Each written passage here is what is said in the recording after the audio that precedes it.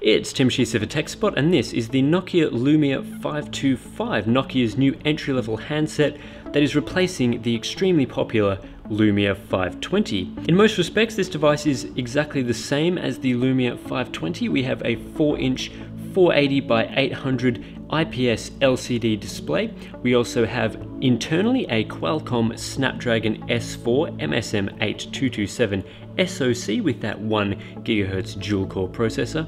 There's also the Adreno 305 GPU. We're looking at a 5 megapixel rear camera with no flash. And also we have seen the RAM upgraded to 1 GB, which is one of the main upgrades that Nokia has done. We've also got 8 GB of storage inside, HSPA plus radios, micro SD card slot, and a 5.3 watt-hour battery. And out of the box it's running Windows Phone 8 Update 3 with Nokia's Black Update. Before we get straight into it, I'd just like to thank expansies.com.au for sending out the Nokia Lumia 525. They have a fantastic range of unlocked and off-contract smartphones at great prices and a ton of international locations that you can get it shipped to, so check them out, expansies.com.au. Also, if you just want the quick points from this video review, you can check out my 2-minute review by clicking here. And also, if you're interested at what's in the box of the Nokia Lumia 525, I've also put up an unboxing video which you can also click to here. If you've ever used or seen a Nokia Lumia 520, you'll be very familiar with the design of the Lumia 525, and that's because Nokia has styled both phones in pretty much exactly the same way. You can see here on the front of the 4-inch LCD display, which pretty much dominates the device apart from the capacitive touch buttons at the bottom, which are your traditional Windows Phone buttons. There's also the Nokia logo up the top, the speaker grille, also some hidden sensors, and you'll notice there is no front-facing camera on this device, nothing at the top that will allow you to take selfies or do video calls. Of course, this has been removed due to budget reasons.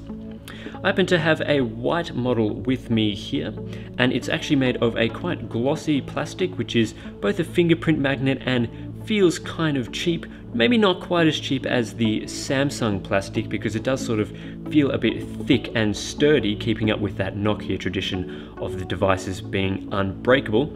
But the good news is, if you do buy a black model or a red or yellow model, which are some of the other colors you can get for the device, you will actually find that it's matte on the back as opposed to glossy, which is a little bit better. You can see that shine sort of in the light of the gloss that's been used for this device. Also, you'll find on the back the 5 megapixel camera, no LED flash here, which is sort of interesting, again a cost-cutting measure. We've got the Nokia branding here, as well as the rear speaker in the bottom corner, which is reasonably powerful but not the most powerful speaker I've ever seen. Taking a look around the edges of the Lumia 525, and you'll find the micro USB charging and data port on the bottom. On the top we also have the 3.5mm headphone jack. There's nothing on the left hand side, and if you flip it over to the right we will find the traditional Nokia button arrangement, which sees the volume rocker ahead of the power button and also the dedicated 2-stage camera button, which is quite handy for taking photos despite the camera not being the best.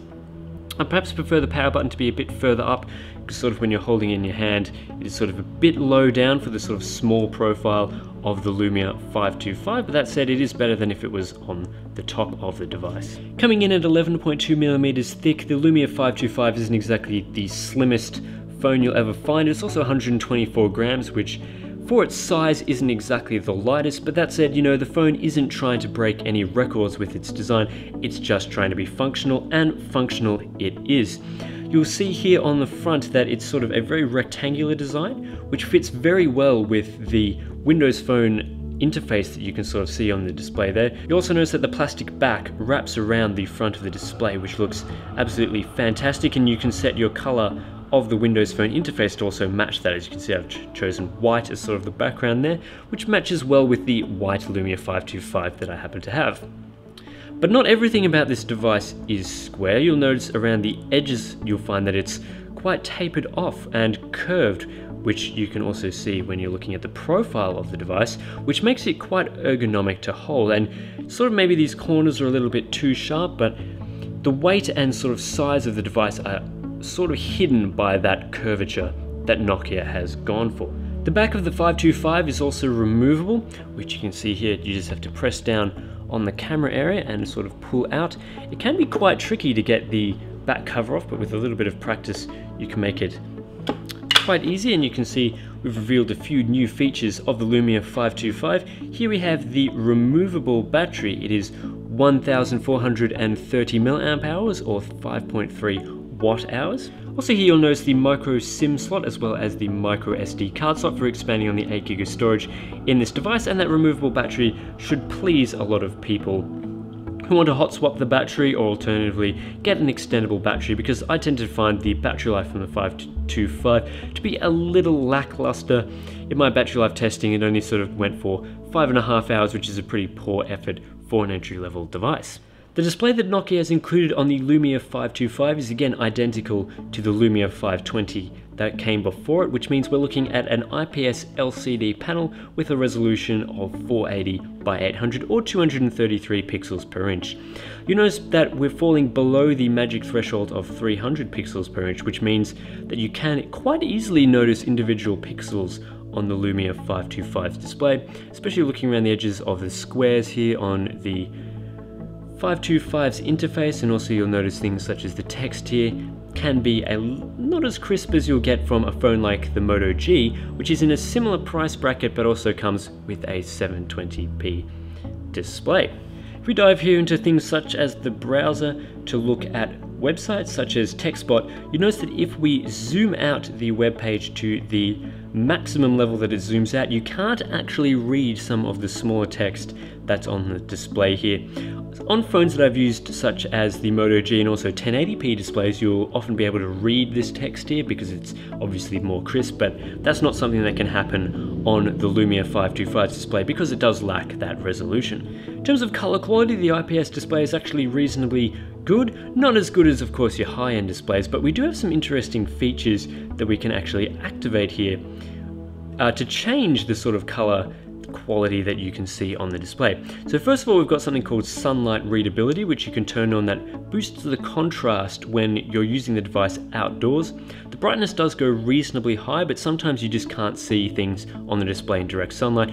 Turn on sunlight readability and things become a little bit easier. But you notice here we have a feature called adjust, where you can actually adjust the Lumia's color profile. For example, you can notice here as we're moving the sliders that the temperature of the display is changing. We can also change the saturation to either boost or reduce the saturation of the panel. I tend to leave it on the default settings because I find that those are the most accurate, but if you want something that's more vibrant or more warm, you in fact have the option to do this on a budget device, which is pretty good to see from Nokia. We also have another feature down here if we scroll to touch, which is of course the super sensitive touch mode. If we turn this on here, we set it to high, you can actually use the display with gloves on, which is a fantastic feature if you are in cold climates where sometimes you need gloves to use a smartphone. No need for those sort of expensive capacitive gloves. You can in fact use any gloves that you want. You already see me use the device a bit around the operating system, and generally speaking, the Lumia 525 Snapdragon S4 processor is reasonably speedy, sort of using around the operating system. For example, if we load Office here, there's only a slight delay opening these applications. We can also load Twitter and things like that. There is a little bit of a delay from the speed, sort of that 1.0 gigahertz dual core processor isn't the fastest going around, but general operating system performance is reasonably good. Loading apps, animations are all smooth because they're accelerated on the Adreno 305 GPU. Also, multitasking has been improved because of the 1GB of RAM, which is really the only major update that's happened to the 525 over the 520. For example, we can go right back to Internet Explorer here, open it without any problems. You can have even more applications than I've got loaded up here on the 525, and you'll find that you can switch between these quite quickly and fluidly. Sometimes when you are multitasking, you tend to find the resuming sign coming up, but overall it's not too bad as far as multitasking goes. Where the speed of the 1.0 GHz dual-core Crate CPU comes into play is really in the browsing performance, which is quite behind the times. You can notice here that when we're sort of zooming in and manipulating this website, especially when you're sort of zooming out and things, that there is pronounced checkerboarding, especially when you've got a long website and you're sort of scrolling up and down, zooming in. it's just not as fast as some of the competing devices. Interestingly, the processor inside the 525, which is the Snapdragon S4, has already been superseded by the Snapdragon 400. In fact, the Snapdragon 400 has been on the market for many months and has been in devices that I've reviewed before, such as the HTC One Mini and the Moto G. Makes it interesting that Nokia has continued to use a more than a year-old processor inside the 525. I mean, it can play games, it can browse the web, and generally Windows Phone is quite well optimized for the slow CPU, but it would benefit if it did have that faster processor inside the device. The camera on the back of the Lumia 525 just really isn't up to scratch anymore. It's just 5 megapixels without an LED flash. There's no front-facing camera.